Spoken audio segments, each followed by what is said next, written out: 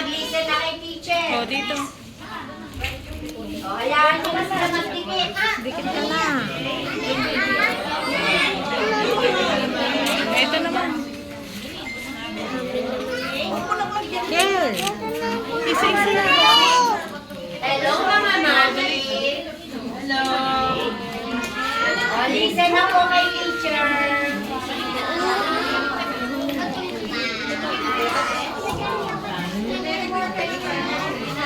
Ready na po kayo mag-listen?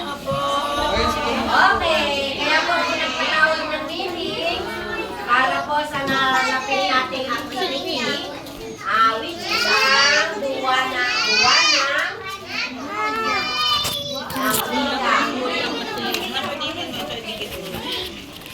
Bakit ba yung sinaselebrate ang buwan ng wika? Ang Agosto ay buwan ng wika. Bakit? Ano ba nakatitingan yun? Hindi mo siya galit. Sino ang ama ng wika? Quezon, di ba? Si Manuel L. Quezon. Nalimutan niyo na. Basta na meron isang dahon dito. Okay, ang Agosto ay buwan ng wika.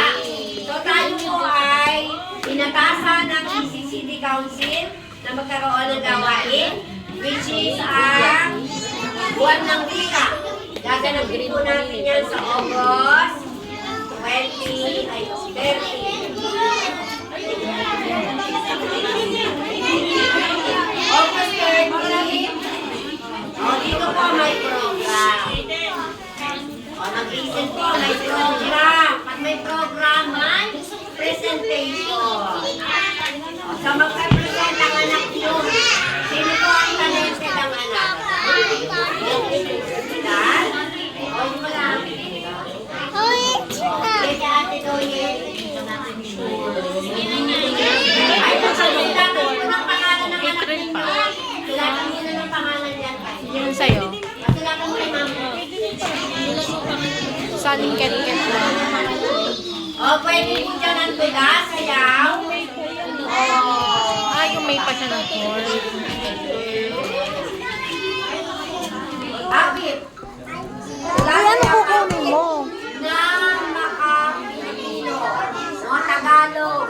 Tagalog po. Kasi Kakanta ka ba? ang wika natin ay Tagalog.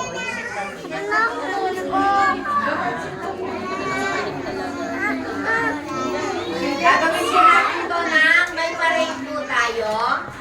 May parade. So dito lang naman. Ganun. Balik. Ganun lang. Para hindi tayo mahirapan. Saka may init yun. Alauna. O, gawin natin mga ito. May init pa din. Ano? So habang